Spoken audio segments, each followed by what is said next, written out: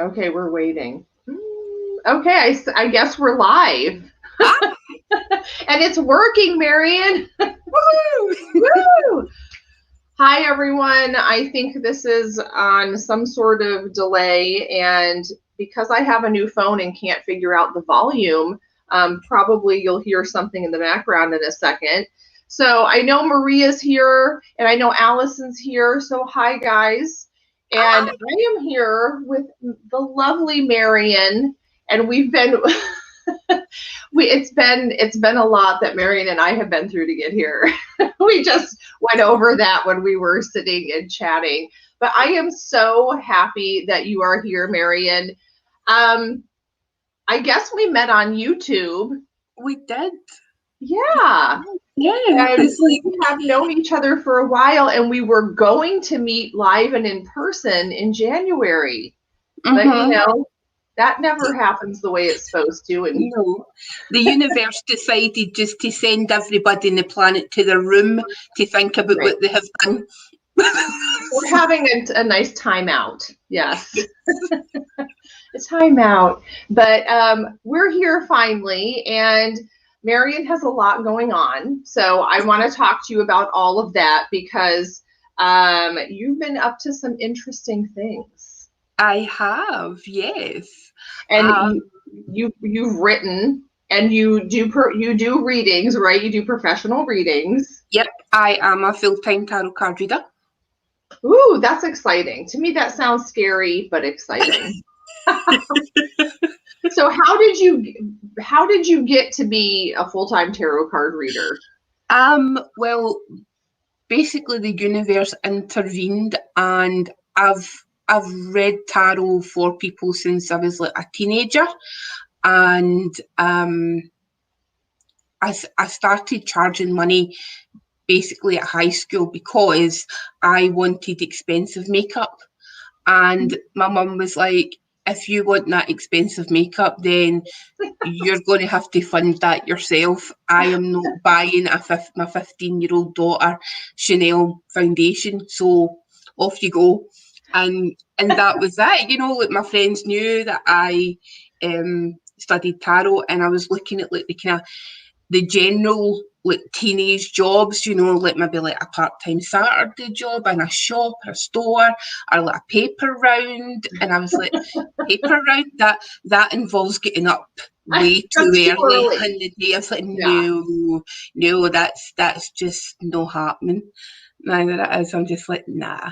So so I started reading and charging when I was in high school. That is way more glamorous than a paper route, I have to say. And way more interesting when the actual teachers find out and they start asking you for readings. That's funny. I was in some sort of workshop for my job, and I don't know how the person conducting the workshop found out or how this happened, but they asked me for a reading, and so during the lunch break, I'm giving the person that, you know, I think everyone's like a closet tarot junkie. I think if somebody's never even heard about it, I think it usually starts with a kind of form of curiosity. Yeah.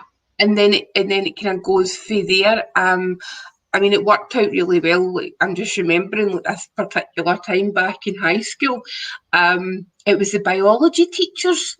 They were the ones that were most into it. And I made a deal with my biology teacher, and she was like, Marion, I actually really need a reading. She held me back at the end of the class. And I was like, right, okay, Mrs. Whatever. And I'm like, but I've got gym class next. And she was like, well, Marion, are you a fan of gym class? And I'm like, you've known me for 2 years. Do you really think I'm a fan of gym class? And she was like, right, I'll make a phone call and say that I have to hold you back, just to help me with something. And she's like, don't worry, I'll come up with something so you don't have to go. And I'm like, excellent. Well, just get into your wee private staff room just for the biology teachers. And she's like, that'll be great. On you go.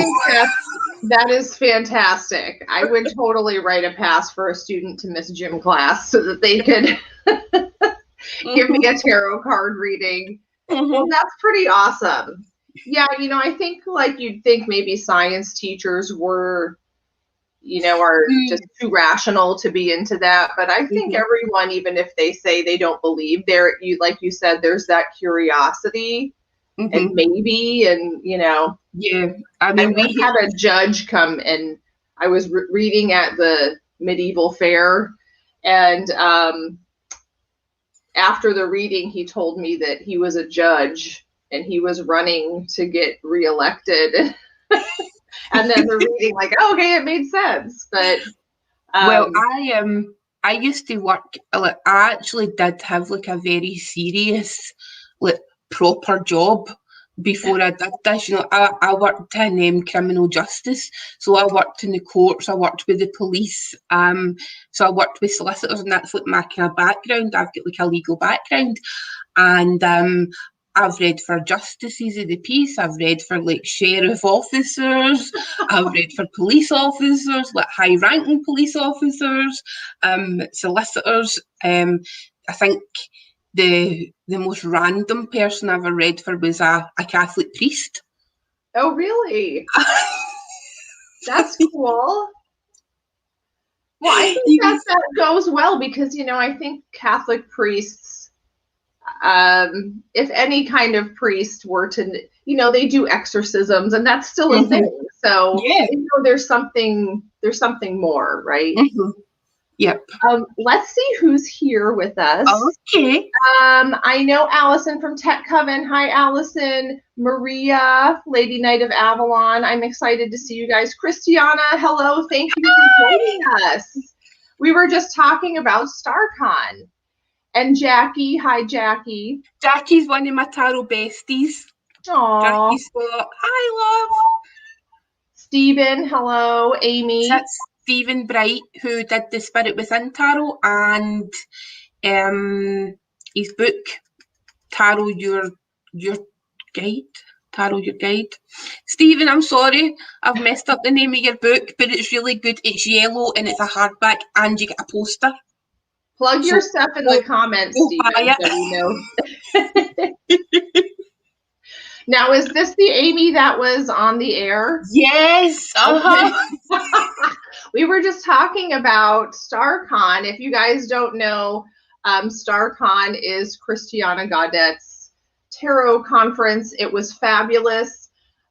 Mary and I were talking about it like a year before. It was in January, probably a year before, because I live in Florida and the conference is in Florida, and we were gonna meet each other live and in person at StaarCon, and then of course no one's meeting anyone live and in person.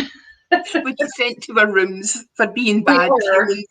We were sent to our rooms, and which was fine. I mean, I sat on the couch and stayed in my pajamas and ate snacks and watched a bunch of speakers about tarot, and it was fabulous. So I just took the whole weekend and did that. I don't mind. Yeah. But 2022 is going to be hybrid. So it's going to be what? StaarCon 2022 is going to be hybrid. Oh, okay. So it's in person and online.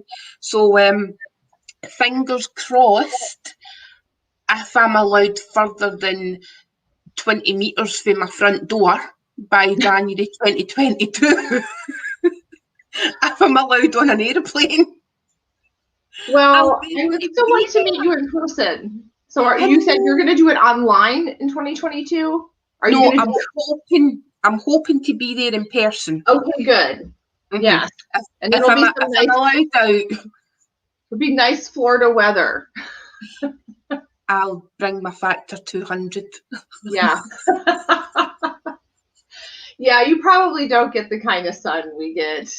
No. Well, me and Christiana actually were talking about that before the first StaarCon, and she was like, and you don't have to worry because it's the winter time. And I was like, so what's your average winter temperature? And she was telling me, and we converted it into Celsius, and I was like, yeah, That's probably a record-breaking warm summer's day in Scotland. Yeah, it's still Those pretty warm in the temperatures. winter. Like, factor 200. Hi. Oh my gosh. Yeah, I tend to I lived up north for so long, and the whole winter I would spend running from one warm place to another. You just get out of your car and run and shut the door where it's warm. And in Florida in the summer, I do that, running from one cool place to another. So yeah, we're not outside too much without our factor 200, like you said. Okay, Stephen, this little sign is covering what you wrote. Let's tarot your personal guide. Your personal guide. Okay. Tarot your personal guide. Palm Beach Gardens, Florida. Yes. I don't think I've ever been to Palm Beach, but you're going in January. Yeah. It'll be a nice little day trip to get there, and I think I would still go in person. I mean, if it's in Florida, why wouldn't I go in person, right? Well, come on. Think of the opportunities to treat yourself to something nice, Amy. Room service and tarot. I mean, it doesn't make it any better than that. And sunshine. So I'm looking forward to it. I would definitely go again. And we were talking about what happened. What happened where I almost keeled over when that happened. I was like, because we had been talking about, you're like, I hope everything goes well. And I'm like, yeah, you'll be fine. And then all of a sudden, during Marion's presentation, you disappeared momentarily.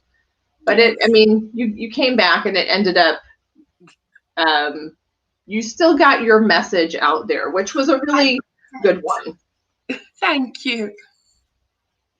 And your talk was about tarot and music, like divining through music. So when did you start doing that? I think it was really early on, I think probably even before I lifted a deck of tarot cards, because I was I grew up in a family of psychics, mystics, mediums, in both sides of my family. My mum, she's a psychic. She does, the majority of her work was with psychometry.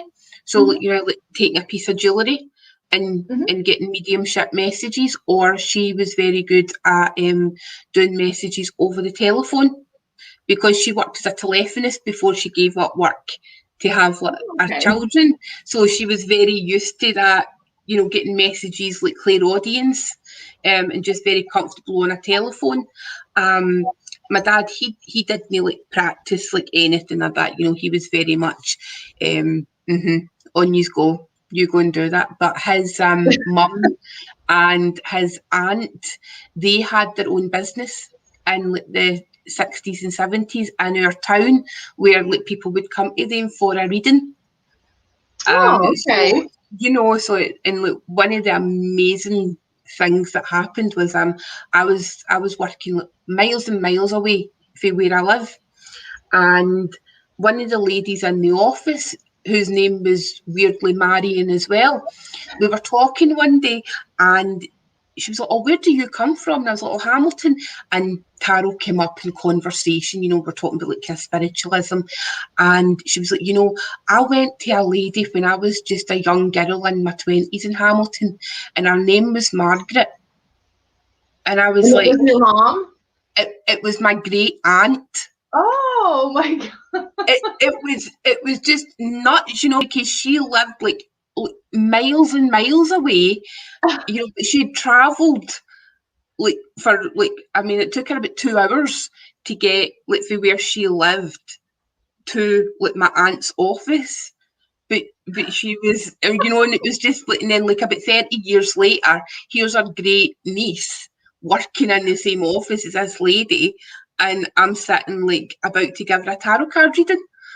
Wow, it's a small world. Exactly, you know, and it was just so cool, you know, and the fact that it was somebody who lived so far away, you know, if it was somebody local, Right. you know, it's a bit more plausible, but the fact that it was, you know, just that distance. Wow. So who knows how many people that, you've read for, your family's read for, or, have been in contact with through their business. That's Mm-hmm. pretty cool. Mm-hmm. That's kind of like, I think that is a comforting thought, right? Yeah. Because I feel like, when I'm not making a difference teaching or, reading tarot cards, you just don't really know. I think you just don't really know how far your reach goes. Mm-hmm. I mean, I was actually thinking about that, you know, before, because I know that obviously you're a teacher, and it got me thinking about like my own like experience in school, which was a long time ago. Uh, and you know, I remember like some of my teachers, they had such an impact on me, you know, and I was kind of thinking like the comparison of that between tarot and, you know, teaching and the impact that a teacher has. And I think sometimes there's this, I don't know how to say this, but there's this kind of belief that when you go for a tarot reading or when you perform a tarot reading, you know, there sometimes isn't as much thought and consideration into the impact that your words can have on an individual. You know, and I think that's maybe something it needs to be kind of spoken about more, you know, within like particularly like people who are just maybe kind of taking up tarot for the first time, you know, just you know, being mindful Yeah. of the impact that you can have on somebody's life. And sometimes you don't even realize it. They might not give it away in their expression or their reaction, or you might Yeah. think, oh, they didn't like that, or that didn't go well, but then they'll tell you, oh yeah, that, and it's like, Mm-hmm. okay, well, your expression didn't tell me that. So that's a relief. Mm-hmm. Yeah, it is a responsibility, Yeah, right? To absolutely. put something out there that even though you might not be giving good news, or it might be more difficult to, Mm-hmm. people really do, I think, take things to heart, Yeah. Mm-hmm. Yeah. Because another thing is like what I've found through my practice is very rarely, if somebody's happy and their life is going amazing, do they think to come for a tarot card reading. You know, it's like you deal with people who are in like a deeply emotional state. You know, they might be grieving for somebody, or they're grieving at the loss of a relationship, or, you know, the loss of a job. You know, there's usually some kind of loss involved, or they themselves are lost in Yeah. the direction that they're going in their life. So I mean, look, if everybody was like really shiny, happy, and everything, tarot card readers wouldn't have a job. You know, we would be out of business. You know, That is really true. Now, Mhm, do you find I'm always interested in people's tarot boundaries. Are there mhm. any questions? Well, first of all, what's your, I guess, least favorite topic you like to read about, or are there topics you just won't touch? And then um, what kinds of questions do you really enjoy? right, okay, so ones that I will need. There isn't really anything that I won't touch necessarily. I mean, obviously the health thing, you know, legal matters, financial matters. You make it very clear, you know, and I've got like a directory of people, you know, obviously like for kind of local or UK based clients. Look, here's helplines, here's Right. particular places you can go to. If it's medical, you know, like we've got like like the NHS, we've got free healthcare. So it's like I'll say go to the doctor. You know, Right. I'm not medically qualified. You know, if it's maybe somebody who's dealing with a diagnosis of something, I'll look at it from the perspective of, right, you've got this medical problem that I cannot help you with, but here's how I can help you emotionally deal with that diagnosis. You know, so it's like you don't read on it. You don't read anything specifically, but you read on the ramifications of that thing happening. So yeah, like how it's going to, you know, like, how can you help yourself through this process? Yes. You know, you have to work with your doctor and, you know, yeah. Do you find that because this is what I have found, there's like a nugget of information for me in every reading that I give for someone else.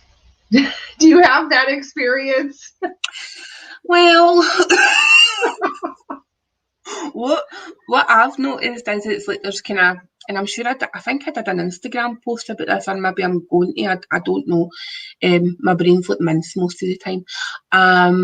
But I'll find that if I'm going through something in particular in my life, it's energy. I mean, I've put it down to energy. You know, what you're giving out is what you attract. So if I've been going through maybe a kind of difficult time, say in a romantic relationship, I will find that I'll get, not every client, but there'll be a higher percentage of clients coming to me with very similar problems or being in very similar situations. Right. So that's how it shows up for me. I think that's just amazing how that works like that, because I think that probably happens for lots of tarot readers, right? Probably everyone. And I just think, oh, okay, maybe I should take my own advice. Yeah. So it's like, you know, if I'm saying, you know, this relationship isn't really good for you emotionally, and it's kind of draining on you, and I'm like, oh, really? Is it? I think sometimes we're harder on ourselves, you know, and should be nicer to ourselves. We should treat ourselves the way we would treat a good friend. Yeah. So, what is your favorite deck? Oh, okay. So my favorite deck is the Lumina Tarot. I adore it, and in fact, the Esotoracle magazine that Stephen runs with Kim Arnold. That was the first piece that I ever wrote for the magazine. Stephen reached out and asked me if I would write something about my favourite tarot deck. So yeah, the Lumina Tarot. We've got a very special relationship. Is that now? What was that? Wasn't your first deck though, right? No. What was it that deck you used in high school to read for your biology teachers? What was that? Your first deck? You know, I was trying to remember because it was obviously a tarot deck, but it was one that I had got out of like a bargain basement bookstore. And it was a bit Tarot de Marseille, it was a bit Rider-Waite Smith, and I mean, I didn't know really what I was doing, because I mean, we're talking about the mid-90s. So there, you know, whilst obviously I had grew up being around like spiritualism, and I knew what tarot cards were, and when like I was just like really small, maybe about 5 or 6, like my dad taught me how to play poker, and he taught me how to shuffle cards, him and my uncle, on a Sunday morning when you're supposed to obviously be at church, but not in my house. Oh no. One, I'll teach you how to play 5-card draw. One, Texas Hold'em. One, Marion. And I kind of started getting messages and images through playing cards. So, you know, divining with cards was not a new thing, but I actually skipped school one afternoon, right? I feel like you're going to give me like a punishment exercise or like detention or something, like me confessing. No, confess away. So I skipped school in the afternoon because it was gym class, and it was gym class, and then it was religious education. So No. I'm like, nah. I went to Catholic school, so the gym class and the religious education, yeah. So Those were the so classes that were skippable for me. So I just decided to just go on the train into Glasgow city centre. I was like 13 or something, and I went into this bookstore because I've always loved books. And there was like this tarot set, you know, there was this like deck of cards and a tiny wee guidebook, you know, and I don't even think I bothered with the guidebook. And I just looked at the cards, and I just again, the pictures, you know, just started making sense to me. And like, I was already very intuitive, and I could do like the psychometry with jewellery and whatnot. Like my mum, like I'd seen my mum doing that. So I just picked up these cards and just thought, right, that's a bit different. So I really kind of remember, but my first actual tarot deck that I remember was the Dragon Tarot by US Games. And I've still got the battered old copy. And me and that deck, we've had some adventures. That is very, I was going to say that is very Scottish of you, the dragons. I don't know why I think dragons seem Scottish to me. Well, they're a bit more Welsh because that's Okay. like the Welsh have their national animal as a dragon, whereas Scotland we have our unicorns. Yes, that's what I learned that from you. Yes, genuinely, that is our national animal. Oh, I just love that. You know, I am Scottish. Did you know that, Marion? Yeah, On my dad's side.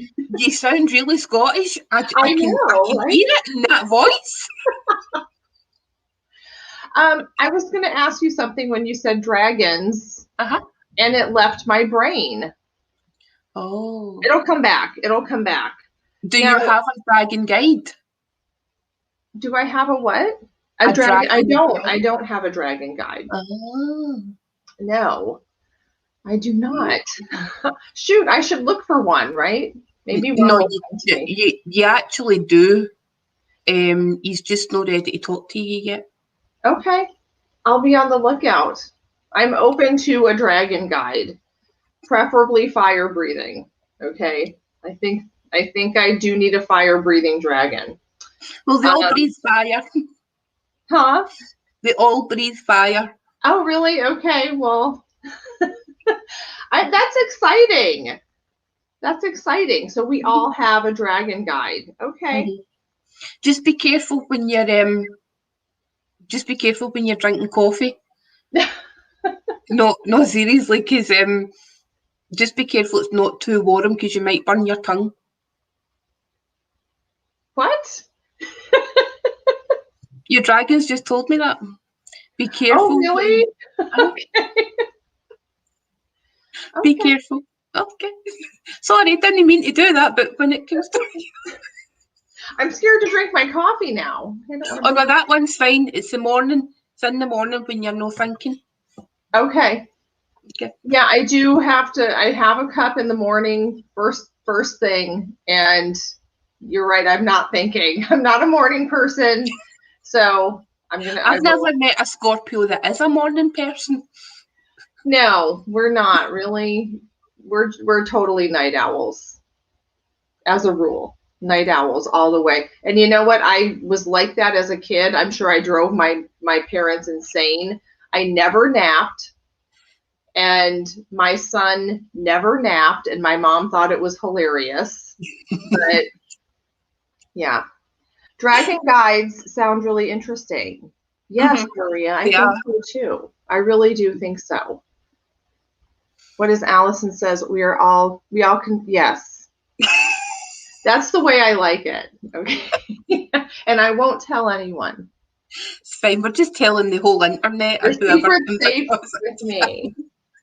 Now, Marion, you are into astrology. Speaking of Scorpios, big time. Yes. Now, I'm one of those people. I know the general signs of the zodiac, and then beyond that, No, It's it's all a puddle, a muddle, a puddle. Yeah. Sorry. mm-hmm. Marion, okay, we were just talking about our luck with live feeds. Yes. We don't have any. Maybe this was part of the dream that I'm gonna like not. Okay, Marion, I just need to stop talking. You talk for a while about astrology. Okay, I will talk for a while about astrology. If is there any questions that MD wants to know, or do you, it's like put me in the spot. It's like shine the light. Do you like tarot decks that are, I have a deck, the Mott Tarot by Julia Cuccio Watts, and that is very heavily aligned to astrology, and I don't really know that part of it. And so to me, I just read it like a regular tarot deck. It doesn't really align that way with me. Do you have any decks that you use that are especially connected to astrology, or do you kind of combine those when you read? Okay, so I'm trying to think, right, how do I say this without getting into a total astrology wormhole and basically sounding like everybody's just going to turn off. So, all right, okay, so Amy just disappeared. Hi. Hello, everybody. Hi, Donna. Hi.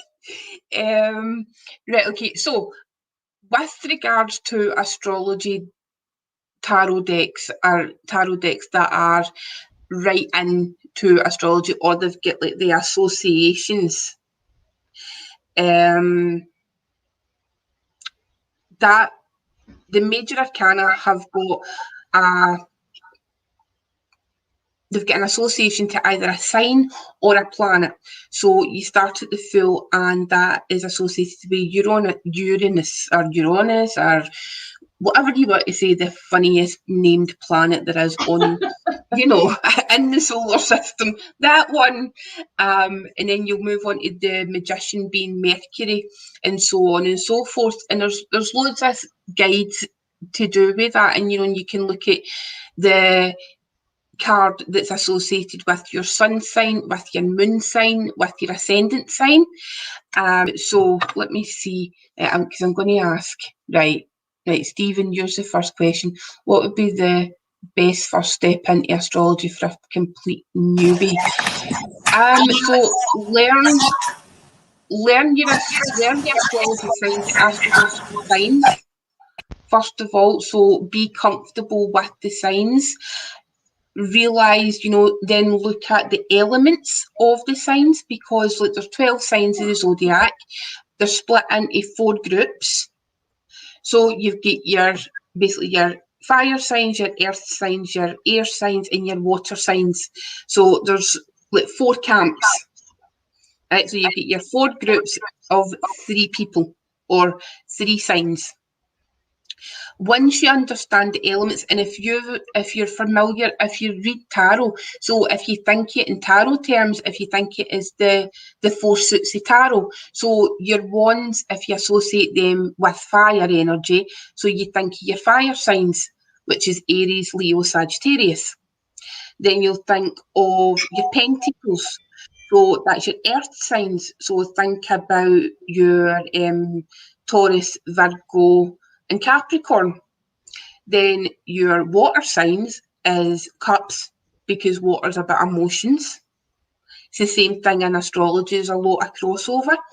So if you think about that, and that is your Cancer, Scorpio, and Pisces. Then we're talking about, what's for last one, air signs, right? So that's the suit of swords. So air signs are Gemini, Aquarius, and Libra. So if you look at the signs from the perspective of the suits of tarot, so each sign within, so the minor arcana, so ace through to 10. No, sorry, it's 1, no, hold on, right. It's 2, right, card number 2, so say the 2 of Pentacles to the 10 of Pentacles. We don't count the aces. So each of the 3, 6, 9, so the first 3 cards are associated with one of the specific signs. So you've got like, say, like 2, 3, and 4 of a sign, a card, sorry, I'm not making sense. 2, 3, and 4 is associated to one particular astrological sign. So when that comes up, you can look at tarot, and if you're using the tarot to learn more about astrology, so say for instance the Ten of Swords comes up. So the Ten of Swords is a card of Gemini. It's the last card associated to the last 10 degrees on the astrology wheel of Gemini. So if you look at that, and then sometimes when you see that, it takes away the fear a wee bit of seeing the Ten of Swords coming up. Because obviously, that's one of the cards that everybody's like, oh no, I've got the Ten of Swords, oh, I can't cope with this, oh, it's awful. But if you look at it through the lens of astrology, well, it's Gemini, so am I being stabbed in the back because I'm communicating in the wrong way? So Gemini is ruled by Mercury, the planet of communication. So is that card asking me to maybe speak up more? Or is my voice being like kind of taken away from me? So how can I like make myself be heard, or how can I hear others? So if you look at the cards through that perspective, then it takes the fear away from it a wee bit. So only the first 3 cards you said? 2, 3, 4? No, right, okay, so we'll talk about what element will we use? Right, we'll use Pentacles, right, because I'm a Taurus and it just makes sense. So the 2, 3, and 4 of Pentacles is related to Virgo. Mm-hmm. The 5, 6, and 7 of Pentacles is related to Taurus. The 8, 9, and 10 of Pentacles is related to Capricorn. Okay. So you know how, like, if anybody ever watches like tarot tube videos where it's like people that do readings, that's all they do, and they've got like hundreds of thousands of subscribers and they just do readings every day. Mm-hmm. And they'll maybe say you could be dealing with this sign or that sign or this sign, and all they've pulled out is minor arcana cards. That's how they know, because it's the decans of the astrology wheel. So the astrology wheel is a circle, and it's got 360 degrees because that makes a circle, obviously. So each decan, each 10 degrees, so one sign takes up 30 degrees. So if you think it like a pie, so the astrology wheel is divided up into 12 slices of the pie. Each sign takes up 30 degrees, so that's one slice. Okay, so alrighty, I understand more now. Mm-hmm. So then, because it just seems so random to me. I thought that's just a whole another 78 things to memorize. No. It makes it, there's like crossover bits. So then, if you take the one slice, which is one slice of the pie, which is made up of 30 degrees, mm-hmm. It's divided into 3 10-degree segments. So each 10 degrees represent a tarot card. Okay. So which 3 represent Scorpio? Which cup cards? I knew you were going to ask me this. 2 seconds. Just because I'm a Scorpio and I need to know. I need to know these things. Right, okay. So your Scorpio is the 5, 6, 7 of cups. Okay. Okay. So it's like roughly the sun is in an astrological sign for 30 days, roughly.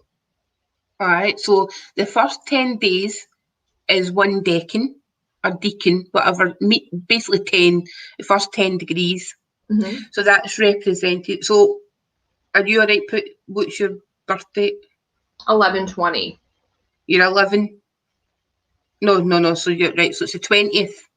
Right. The 20th. So November 20th. Come on. Yeah, you should swap those, don't you? November 20th. Okay, so November 20th, right? So you are in the last decan. Okay. Of astrology, of Scorpio. So your card for your birthday, your minor arcana card, is the Seven of Cups. Okay. Okay, so then if you then look at that in relation to your life, you know, do you have maybe trouble, or has there been times in your life where you felt you've got too many choices? Or do you get frustrated if you don't have choices? If somebody just says to you, Amy, that's where you're going and that's the choice and that choice has been made for you. And you're say, just no, like, it's not. No, I'm not. You can't like, make me. no, I don't think so. But I do have that problem. If I have too many choices, I just shut down. And it gets I have too many overwhelming. things I could be doing today, so instead I'll just sit here and eat bonbons. Mm-hmm. Well, exactly. So you have got, so the planetary, I'm going to get a bit deep now. So the planetary association with that decan is Venus. So Venus is very powerful in your life, and also Venus is the ruler of Taurus, which is your opposite sign. Yes, and my sun's sign. We're opposites. You're a Scorpio. Yeah. You're a Scorpio sun. I'm a Taurus sun, and actually my decan is the Seven of Pentacles, so we're like pretty much exact opposites. Right, but you got off easy because Venus rules your decan, whereas Saturn rules my decan. So it's like my card is the Seven of Pentacles. Huh. So it's hard work. Anything I need to do, you know, I don't get any easy. And I wouldn't want it if it was easy. It's like any situation, if somebody has said to me, oh, Marion, look, all you need to do is take this ticket and go to that place. That's all you need to do. But, nah. Where's the catch? No, this is too easy. You know, it was, and looking back to when I was at school, I actually did better in the more difficult math classes and math tests than I did in the easier ones, because I was overthinking it and I was looking for the problem. You know, I couldn't just accept that was the question and the answer that I had got was the answer. I was like, no. So when gotta be more to it than this. It can't be that simple. No, where's the extra formula that I need to use, and where do I need to use my pi r squared, and you know it's. Yeah, math and I don't get along, so I was kind of the opposite. Like, you want me to do it that way, whatever. Whatever. So I'm not going to tell you that astrology is basically maths. Okay, well, but it's not hard math, right, Mary? It's not algebra or anything. Okay, not calculus. No, we talk about degrees. Okay. So that's like what, geometry, trigonometry? Yeah, geometry basically. So, yeah. Okay. Well, that's very interesting. That clears up a lot. Thank you, Marion, because that makes it just a lot easier. I was doing that thing you did in math where I was trying to make it a lot harder than it was. It's like tarot. I mean, you can pick up a tarot deck and start putting cards out and you get a message, whereas you can take tarot to the nth degree and really get down like a wormhole. So astrology is pretty much the same. Right, so what's this, Alison? I love you. I just need to say that because she's great. What took you further beyond from basic sun, moon, ascendant 101? Finding it difficult to find resources. Intriguing, not too dry. Right, so can I put a wee plug for my astrologer of choice? Yes. Right, Alison, if you're on Instagram, if you look for AP_astrology, I'm always sharing stuff to my stories on Instagram because I just love him to bits. He calls me his fairy godmother and he's my emotional compass because I've got very little water in my chart and he's like so watery and just so emotional and just the most gorgeous person in the world. And his Instagram feed is beautiful. It looks like one of the home coffee table magazines. You know, like really one of the like kind of really posh ones. You know, like the glossy mags, like Vogue or Tatler or something. That's literally what his Instagram account looked like. And it's AP_astrology. Yep. Mm-hmm. Okay. Follow Anthony. He just, and then also there is the astrology podcast. Now, if you start listening to that, you will think it's actually like listening to something in a different language. But if you persevere with it, and then also what I would say is, see if you actually go and get an astrology consultation,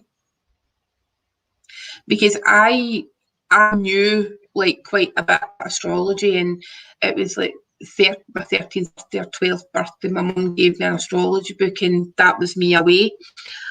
But I got my first astrology consultation, a proper one, and it was 2 hours long.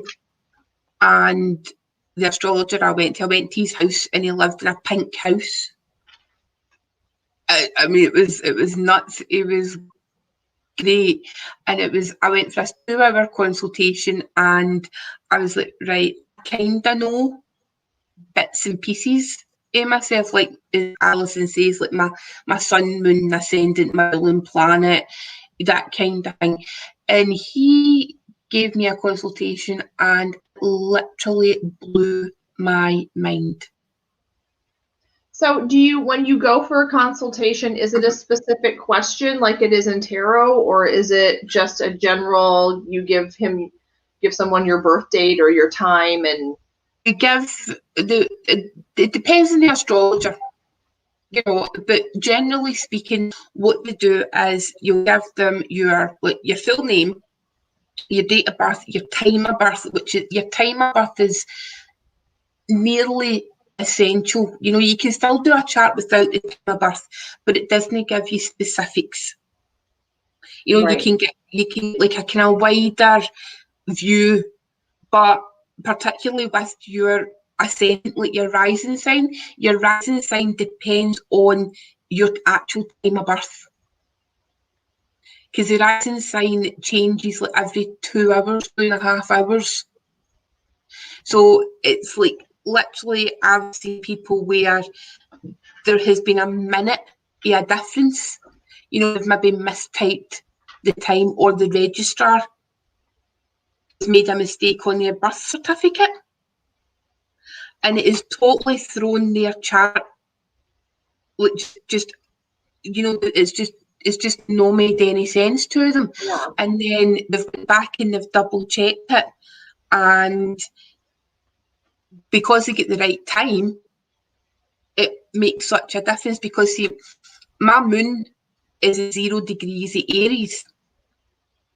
So if there was a discrepancy of 2 or 3 minutes, it could have looked as if I had a Pisces moon. Now, I very much do not have a Pisces moon. I so don't have a Pisces moon. I'm very much in my Aries moon energy. But it's important. So you would take that information, so your date, time, place of birth. Okay. Your astrologer will put it into a computer program. They'll generate your chart and they will study it. And it's a combination. It's like astrology is a combination between looking at the planets, the houses, and the signs. So that's the 3 points. So say for instance, right, when I said that, right, I have got my moon, that's a planet, obviously, right, because we count the sun and the moon as planets in astrology. Mm-hmm. So I've got the moon in Aries, that's a sign, and then depending on where your ascendant is what house it's in. So my Aries is in a 5th house. I know, you're lost. Okay. Yeah, the houses are kind of the other thing that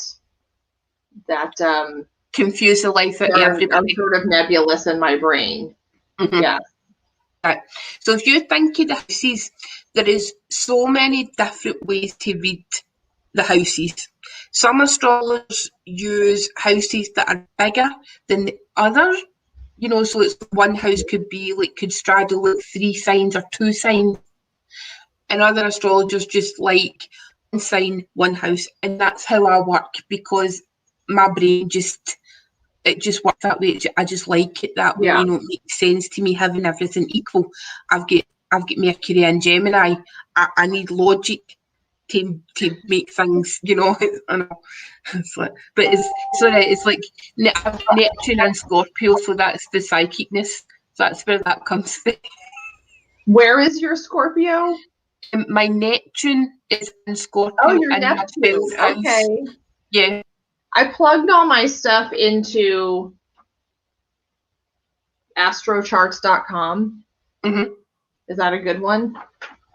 Yes. I mean, anyone that will give you, you know, the basics, you know, so like your sun, moon, rising, so you take it, and your rising and your ascendant. So the reason you call it the rising and ascendant is where the sun was in the sky. Mm-hmm. So how far up in the horizon it was in relation to the astrological wheel. That's where that word comes, because the sun ascends, as in rising, or your sun is rising. So that's where the term your rising or ascendant sign comes from. Okay. I am an Aries rising. That does not surprise me. Why do you say that? Where's your moon? My moon is Libra. Right. Okay. Right. So, right. So your sun sign is who you are at your core. Okay. Right. Your moon sign is who you are emotionally. Okay, that and makes your sense. ascendant is how others see you. Okay, but what's interesting about you is, well, everything's interesting about you, Amy, obviously. Of course. Of course. But traditional astrology. So in traditional astrology, before the outer planets were discovered, so say before Pluto was discovered, before Uranus was discovered, the traditional astrology and the traditional ruler of Scorpio is Mars. The traditional ruler of what is Mars? Scorpio. Oh, Scorpio, yes. Okay. Right. So whereas in modern astrology, the planetary ruler of Scorpio is Pluto. Yes, they always list both of those whenever whoever they are, whenever a book or something, they always list both of those planets. So that's why. And then your ascendant is Aries, and Aries is ruled by Mars. Yes. So you've like this double Mars energy in your big.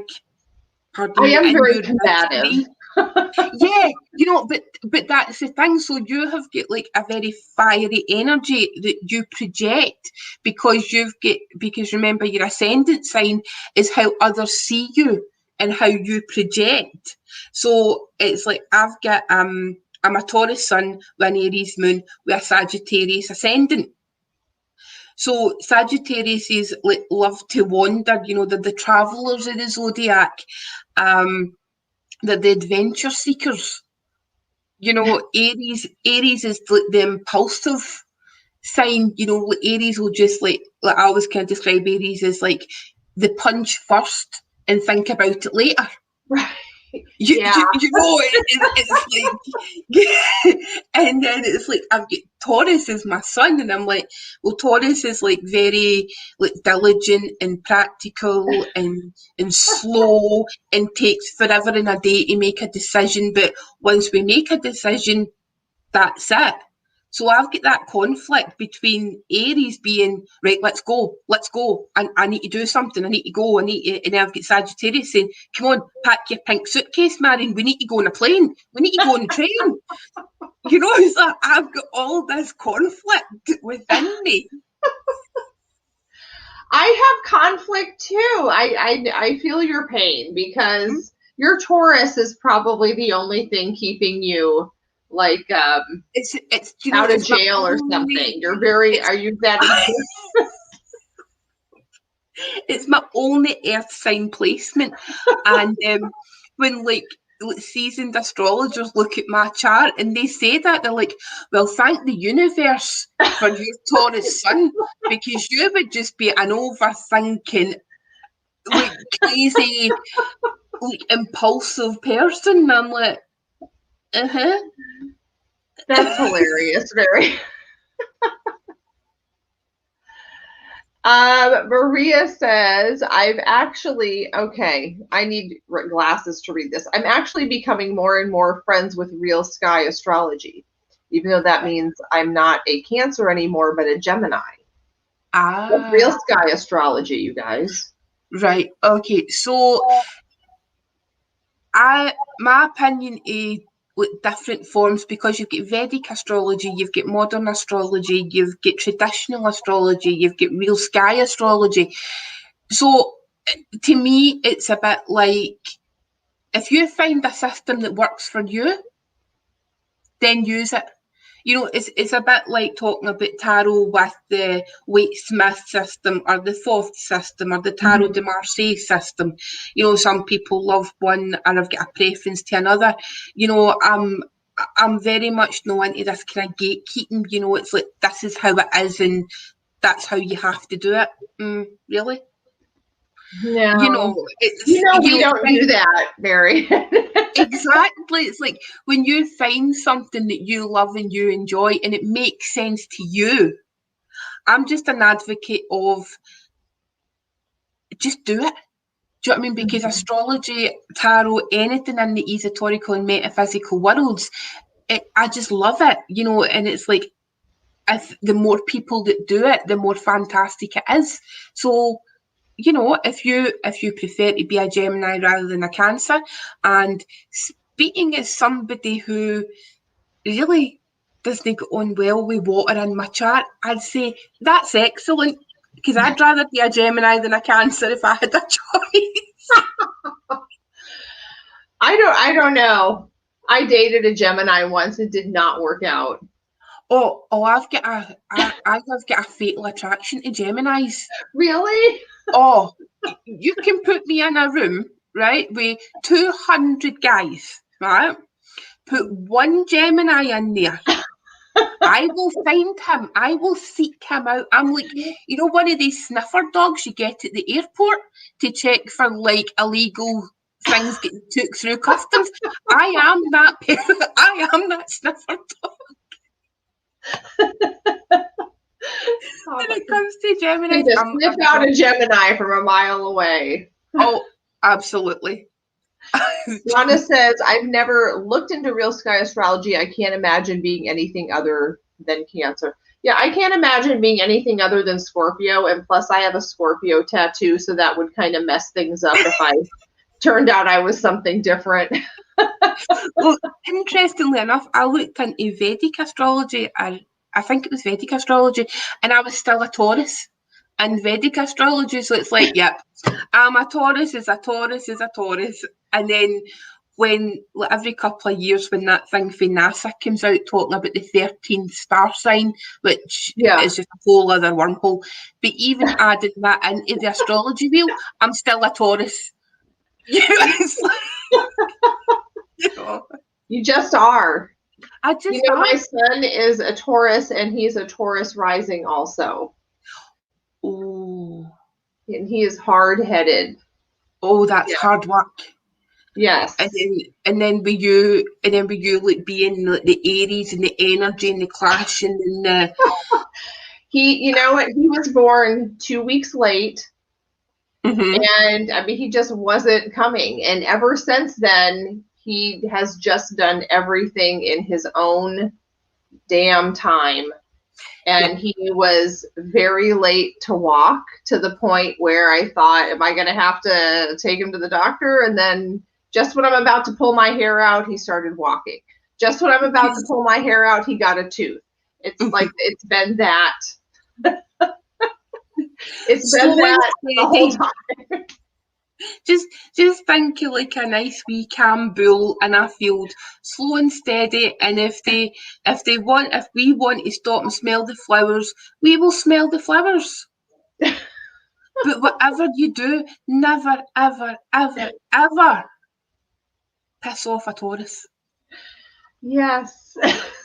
We are slow to anger, but when we do, it is like a nuclear bomb going off.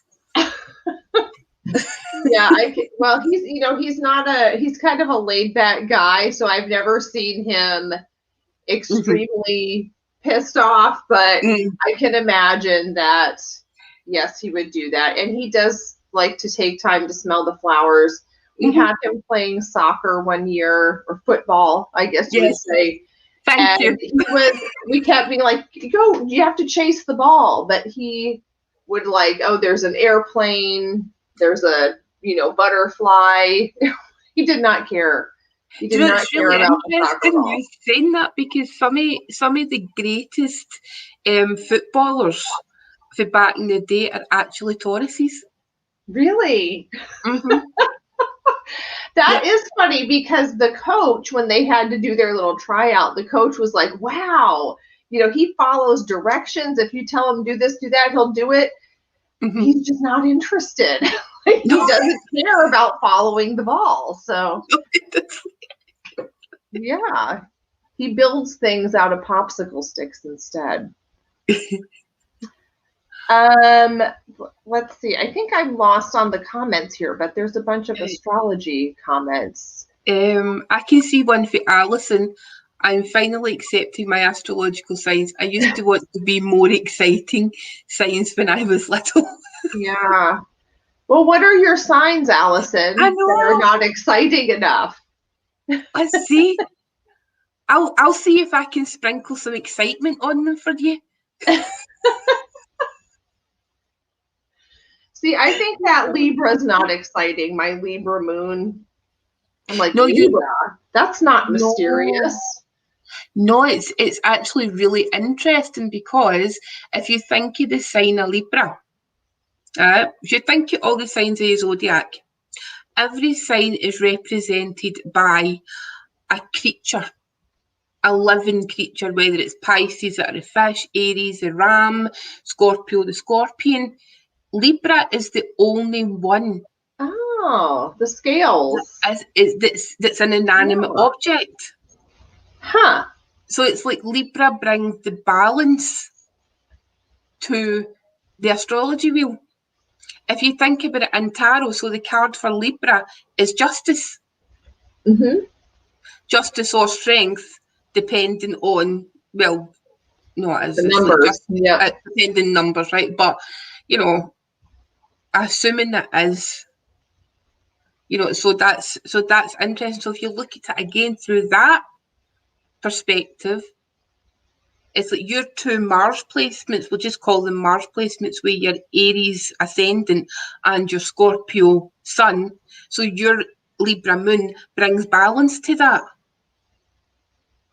That's so interesting, because, the Justice card is the one card I don't get it very much. And when I do, I'm like, ugh, like just not like blank, not interested. So I'll have to look into it more. Maybe it has something to tell me. So Allison says Sun and Moon is Capricorn, Ascendant is Aquarius. Oh, it makes so much sense. Right. Okay, so I'll tell you. Right? So this is good. Right. So Allison's name is so Aquarian. right? Our channel named Tech Coven is so Aquarian, it's unbelievable, because Aquarius is modern day ruler. She's laughing. Aquarius' modern day ruler is Uranus, right? And Aquarius rules technology. Aquarius is known as the sign of technology, of pushing the boundaries, Are of they? looking for new things, yeah. And we're just obviously going into the age of Aquarius because Saturn is currently in Aquarius. Okay. All right? So, and then our sun and moon is in Capricorn. Now, the planetary ruler of Capricorn is Saturn. And before Uranus was but discovered, the traditional planetary ruler of Aquarius was Saturn. So if you're looking at your big three from a traditional astrology point of view, you are so Saturnian. I would imagine, depending, let me see. Yeah, so your chart ruler will be Uranus in modern astrology, but it would be Saturn in traditional astrology. So Saturn, if you think Saturn is a planet, it's like, or the kind of mythology behind Saturn, it's like the great father of the skies, you know, it's like Saturn enforces rules, enforces traditions. And then that's why there's been so much kind of upheaval. If you look at the planet, you know, everything in the last year or so that the Earth has been going through has been the ending of Saturn being in its own sign of Capricorn, where it likes rules, it likes regulations, it likes things to be just as. And it's moved into Aquarius, where Aquarius is quite rebellious. You know, in the sign of Aquarius, it's like if somebody has got like heavy Aquarius placements or Aquarius energy, most astrologers will turn around and say it's like Aquarians weren't really meant to be on planet Earth. It was as if their spaceship disappeared and got lost and they ended up on Earth and they don't quite know how to deal with life in general. You know, it's like they're just in another plane, you know, they're in another energy. So so don't be because your sun and moon Capricorn is nice and grounding, but then the excitement part of you and the kind of otherworldly part of you is the Aquarius energy. So your chart's going to be really lit up over the next couple of years, Alison. So anything you've been thinking, so anything that's been kind of a bit dull, a bit kind of plodding, a bit traditional, things are going to be shaking up. So they're over the next couple of years. So it's like there'll be maybe kind of fundamentally, you know, there'll be big shifts, there'll be big changes. So there you go. That's interesting. I feel like you've granted me 3 wishes. That is interesting, Alice. I can totally see that because she is, I can tell, super organized and, you know, technologically savvy, but she also has this kind of wicked, like, just this interesting streak of, I don't know what to call it. Like, it's like kind of seen but unseen. Yes. And also, if you want to know a fun fact, right, you've heard the Saturn returns. Okay, so every time Saturn is in Aquarius, something happens, right? So something technologically. So the last time Saturn was in Aquarius was the very early 90s. So round about the time that the internet was invented.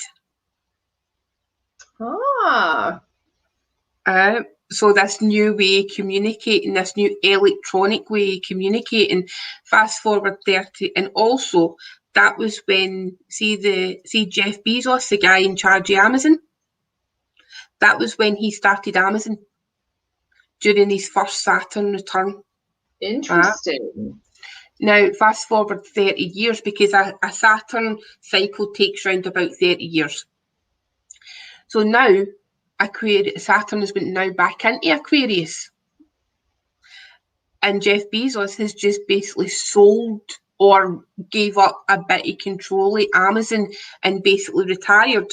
So the thing that he started in his first Saturn return has came to fruition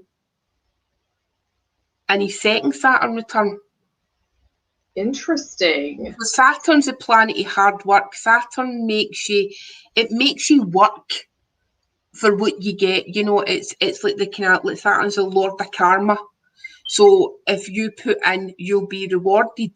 So it was like, I had a really difficult Saturn transit the last 3 years. I had a Saturn square, and it was like really difficult. You know, it was plodding. Nothing was going right. I mean, things were going right, but things were going wrong. And then as soon as Saturn went into Aquarius, which is trining, which is a nice aspect, which is a nice angle to where my Saturn is in my chart, all these amazing opportunities have started opening up, all these things that I could never imagine is happening in my life, like speaking at StaarCon, writing for an international tarot magazine, writing a guidebook for a tarot deck. You know, my business is going from strength to strength. So it's like all these rewards. So it's as if Saturn has said to me, right, Marion, I've really put you through the ringer these last 3 years. So here's your reward. You know, you made it through the trials and tribulations. You're not the same person as you were. So there you go. There's your gold star. There's your lottery win, if you like. That's a good one. That's a good one, Alison. Mm-hmm. So, Alison, embrace it and celebrate it. Is there a way of working out your ascendant if you don't know the time of birth? If you don't know your time of birth, most astrologers will take it from 12 p.m. But what you could do is, I mean, there's a long-winded version of basically studying each sign, studying the energies each sign, and seeing what one you most resonate with. You know, or even if you're able to find out like what time, what part of the day, you know, were you born in the morning, were you born during the daytime, or were you born during the nighttime hours? You know, like try to kind of condense it down a wee bit. But if you've not got any idea at all, I would say like either do it for 12 o'clock, or just like do your chart for start at 12 o'clock and then change your time to 1 p.m, 2 p.m, 3 p.m, and work your way around all the times like a 24-hour clock to see what impact that has on your chart, to read about that ascendant sign and see what resonates with you. You know, the qualities of having a rising sign and, you know, whatever one. See what makes sense to you, because it will make sense to you when you see it written down and say, well, you'll have these qualities, you'll have they qualities. Obviously not every single one, because we're all a component of all the signs. But if you were to ask somebody, if you ask, that's what to do, right? This has just came to me. If you ask a trusted friend or somebody who knows you very, very well to maybe give you 5 or 6 descriptions of the kind of person you are, and then look at that in comparison to all the 12 signs and their characteristics, and that'll maybe narrow it down a wee bit more. Well, how do retrograde planets affect us if that planet was already in retrograde at the time? Okay, right. So first of all, this is turning into like a whole astrology show. I know, but you know what? You're explaining it in a way that I can wrap my mind around. So this is fascinating. Okay, so if a planet is retrograde, for anybody who doesn't know, right, so a retrograde basically means that the planet gives the impression that it's going backwards in the sky. It's not actually going backwards, but it's just, it looks as if it is. So you've got the inner planets and you've got the outer planets. So your inner planets are the planets that come between the sun and between planet Earth. Right, so you get Mercury, Venus, Mars. Is it Mars as well? I think so. Aye, Mars. Sorry, I'm getting very confused. And then you get the planet Earth. And in terms of astrology, Earth doesn't matter because we're standing on Earth looking at the sky. So Earth doesn't count. Mm-hmm. Okay. So then you've got the outer planets. So the outer planets are the ones that come in the line of the solar system after Earth. Right, so you've got your Saturn, your Jupiter, your Neptune, yada, yada, yada. So when inner planets go retrograde, they affect you much more on a personal level. Right, so if you're born with, say, you were born during a Mercury retrograde, because everybody's terrified of Mercury retrograde, and you really shouldn't be because it's a good thing. So when Mercury goes retrograde, and that's retrograde in your personal birth chart, it just means that everybody round about you is going to be thinking and acting in a way that you're used to being, because that's your default setting, if you like. Does that make sense? Mm-hmm. So if you're like have a retrograde planet, when that planet is retrograde in the current sky, then you can utilize that energy. You know, you can use it for expansion, and you can use that energy, because in my chart, all my outer planets are retrograde. So when the outer planets will go retrograde at least pretty much once a year. So when they go retrograde, I love that time, because everything in the planet makes sense to me. You know, and it's like the outer planets are more generational because they take a longer time to get around the sun. Mm-hmm. Okay, so it's like, say for instance, we'll take Saturn because we were just talking about it. Saturn takes around 30 years to completely go round the sun. So that's a generational planet. So if like my generation, so like we're like Saturn and Libra. So we're very practical, and we're like the kind of generation that grew up learning technology for its infancy. Right. So, and we can still remember a time before computers, before like cell phones, before technology took over our life, when there was just like a few channels on the TV. So it's like we've basically like grown up through that. So whilst we've not necessarily been the creators of it, we're the ones that it's been tested out on. We're the ones that's grown up learning about it as the world in general has been learning about it. So whereas like the generations that are coming up now, like your millennials and what's the other lot, snowflakes, well, whatever they are. Sorry, controversial. You know, it's like the cotton wool generation. so everything has been in place. So their generations have never known anything different. You know, whereas and then again going back to Libra, the sign of the scales, the sign of balance. So it's like we can balance it out because we know what it was before, and we've learned what it is now, and we've seen that progression and that transition through everything. So that's what it is. So it's like a 30-year generational thing. So is that why the Saturn return is 30 years? Because that's how.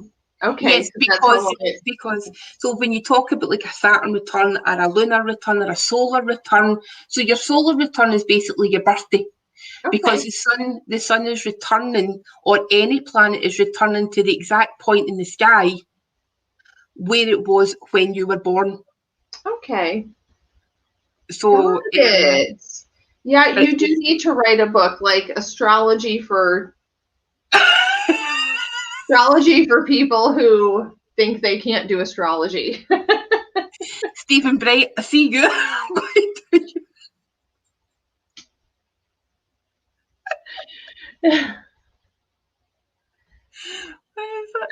What did Allison just say? Astrology for Allison. Astrology. What would you like to be next for you in the realm of tarot and astrology? I don't know. Yeah, I don't plug plan. all your stuff. You have a lot of stuff happening. All my stuff. So this is when I get shy. It's like no, shamelessly plug this stuff. Okay, so what have I got coming up? Right, okay, so the most recent thing that I was doing, because I was working on yesterday, and this is the reason why I didn't see your questions. Sorry, miss. Sorry. That's okay. I didn't even ask you most of them, so. Is the Esotoracle magazine, which is created by Stephen Bright, who is in the comments, and the wonderful Kim Arnold, who runs the UK Tarot Conference. So it's their baby. It's beautiful. So I was working on something to do with that, and that is coming out in May 2021. Okay. So next month, I write a column in that where I do tarot spreads. So there's tarot spreads in the magazine. It's a hard copy, or you can buy a digital version, and this is going to be issue 4. So there's already 3 issues, and it's is it Esotoracle.com. Stephen, if you're there, just drop the website, please, love. So I was doing some stuff with that, so that's coming out. What else? Then the 8th and 9th of May is the Stockholm Tarot Conference. I'm going to be doing a presentation for that. I know. Obviously, it's online, so that's amazing. So it doesn't matter where in the world you are. It'll be a private Facebook group. So if you just Google Stockholm Tarot Conference 2021, it's the 8th and 9th of May. I am going to be doing a presentation there. Yes, internet permitting, which it will be, because I have got super duper 5G internet now. I have to tell Manuela, who has a channel, because she's in Sweden. I'm going to have to see if she's knows about that. Yeah, so it's going to be in a private Facebook group, and each presenter will just go on live like this, do a presentation, but it's going to be still available there to catch up, obviously because of time zones, etc. Right. But it's just all going to be in a private Facebook group. What else have I got? Then the 8th and 9th of October, I am, fingers crossed, we're still allowed to go out and travel. I'm going to be presenting in person one of the lunchtime workshops at the UK Tarot Conference in London. Okay. And again, that's going to be hybrid.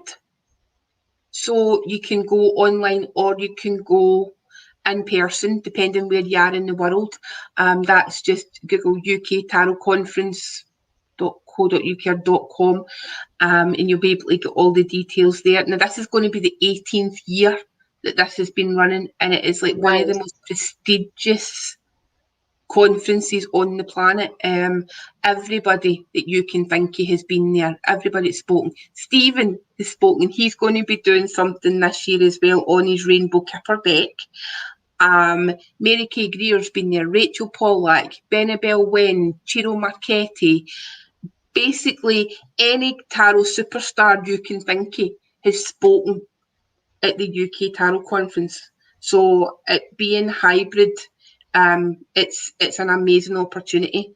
Just to you said yourself, that was the first tarot conference that you'd went to in StaarCon, and how different it was. Obviously it's different in person, because you're actually talking to people, but it just brings together people who all have the same passion and the same love for things. And how many people would be able to travel to Europe from the US or wherever they are? Yeah, probably not many to go to a tarot conference, and now it's kind of all opened up to everyone. That's really exciting. Yeah, and that's very much Saturn and Aquarius. develop the technology to enable people to do that. And Aquarius, again, is a sign. It's one of the signs of bringing community together in a larger scale. You know, it's like a kind of global community. So that's another party. It's another indicator of Saturn being an Aquarius. This kind of leap forward in technology. Let's make sure we put these links in the description so people can.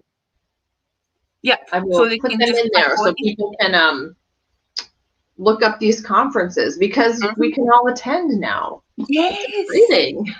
It's great, and you can sit in your pajamas and watch it, and it's great. And I will. Yeah. Well, you're so lucky because you're no presenting, but unfortunately, I can't turn up in my pajamas. You can be in your pajamas, like, you know. We can only see this much, so anything below that, you can wear your pajamas. See, I wouldn't be in the zone. You know, I need to be in like work zone, so it's like I need to dress appropriately to be in work zone. If I've got pajamas on, I'd be like falling asleep halfway through or something, you know. And it's like, oh, it's time for a nap. And then obviously StaarCon 2022, the 21st to the 23rd of January, and that's in Palm Beach Gardens. I'm going to go in person if that's a thing this year. All right, well, Christiana is pretty much determined that it's going to be a thing. So, you know, Christiana being a Scorpio. It's a thing. That's happening. It's happening. By hell or high water, it will be happening. Yeah, lots of things, Allison, are going hybrid. So that's exciting. I'm excited for you that you're going to be all over the world. I know. And then the tarot deck as well. Can I mention the tarot deck? So I feel. Mention everything. Do you know, I feel like one of the dodgy second-hand car salesmen saying, oh, and I'm doing this and I'm doing that. I'm just like... No, that's what this is for, because we want to know what you're doing. So tell us everything. Okay, so the Wandering Moon Tarot. It's like... I know you've talked about this on your Instagram.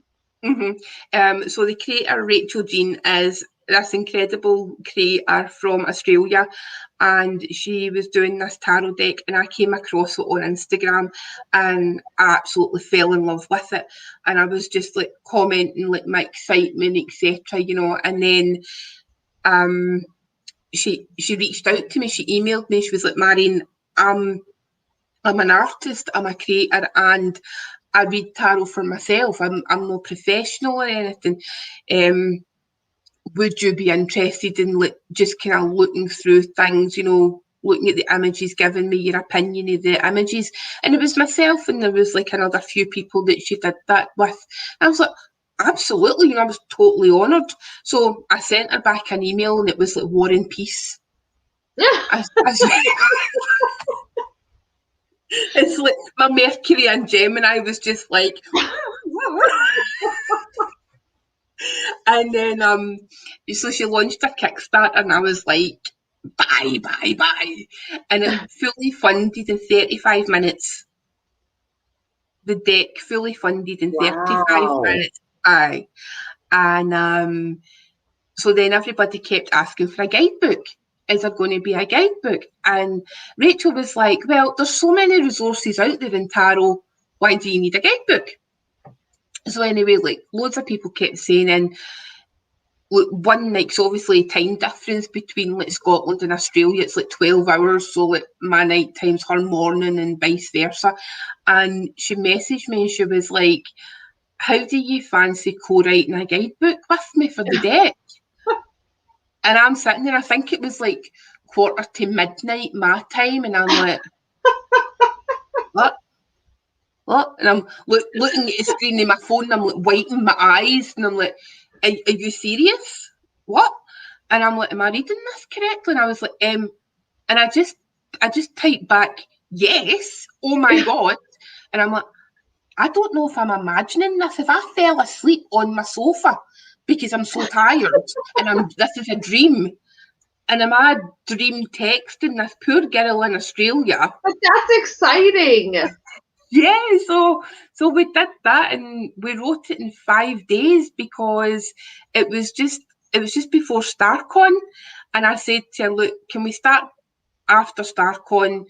We're starting the Monday after StaarCon, and at that point, because of Chinese New Year, we thought like we had the whole of February because, you know, pretty much China just closes down, and the printers and everything was closed down. So we thought, look, we've got about 7 weeks. You know, we can do this, no problem. You know, just wee guidebook, it'll be fine. And then she messaged me on the Monday, and she's like, you know how that 6-7 week window? And I'm like, She goes like, how do you feel about 5 days? I'm like, what? But that's almost better. You know, I'm one of those people who needs a deadline. Otherwise, it's going to drag on for pretty much ever. I'm going to be constantly revising, and should I say that, or it's never going to be done. So I think that's good. Rip off the Band-Aid. Get that thing out there. Yeah, so it was 5 days, and the entire 24 hours was getting worked on, because like my day shift, and she did her day shift when I was sleeping, and vice versa. So yeah, so that is coming out. It's due to be delivered to Rachel at the beginning of May, and she's going to start shipping it. Pre-orders are closed just now, just because she's literally got, I think it's like about 1,000 decks to ship. Yeah. So yeah. Oh, Jen! See, we were just talking about Australia. She must have heard us. And you know what? Jen was in the dream. She was on with you when I had a dream last night that I missed the live broadcast, that I was running late, and when I finally got to turn it on, Marion was like hosting some sort of game show, and Jen, you were there. You were like the person who was live with her.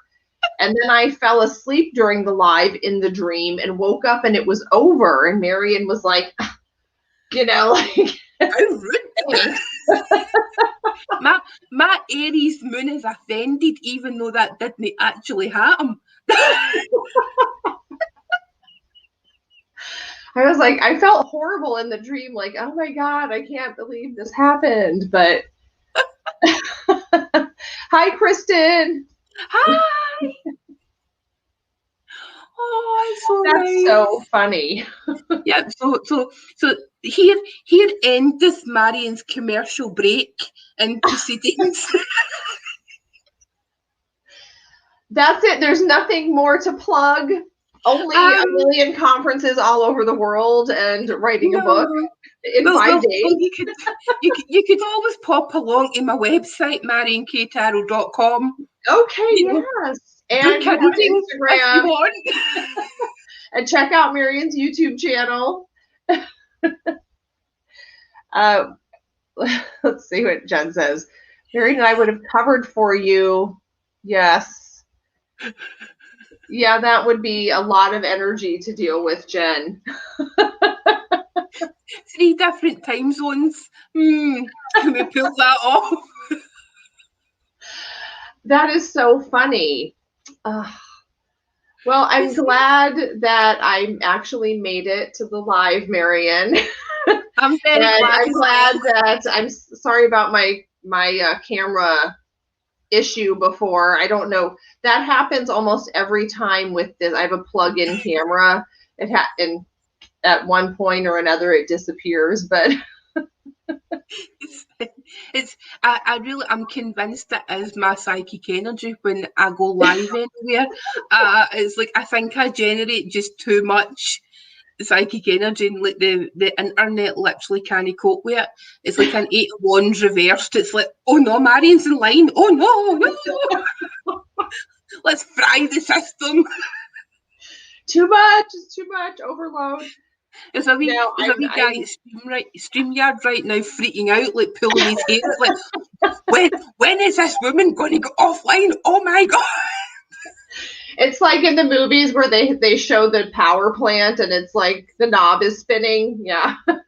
There's a wee guy like Homer Simpson, like, Yeah. who incidentally is a Taurus. Fun fact. Homer is? Mm-hmm. I can see that. He kind of, yeah, I can see that. Marge is a Pisces. Marge is a Pisces. Mm-hmm. She is more emotional and yeah. Just and Bart? What is Bart? Yeah. What did you say? It's just a bit of astro trivia. There you go. Oh, okay. A random Marion fact. I'm great at quiz night. I have so much random information floating about my brain. Well, I am so glad that we started talking about astrology today because I'm going to go through a deck and kind of look at the minors that way. I think that's I'll send you some resources. Okay, that would be fabulous. Because like basically, right, so you can get. I just literally printed this off the internet and put it on sticker paper. Okay. Right, so that's like the astrological wheel. So you've got you've got all the signs, and then that's like the slices of the pie, and then that's like the 10 degrees. And then that's like the card, whatever card it is. Okay. I love that. I'm a visual person, so that's perfect. Yep, I'll send you over. Fabulous. Thank you so much, Marion. Thank you for having me.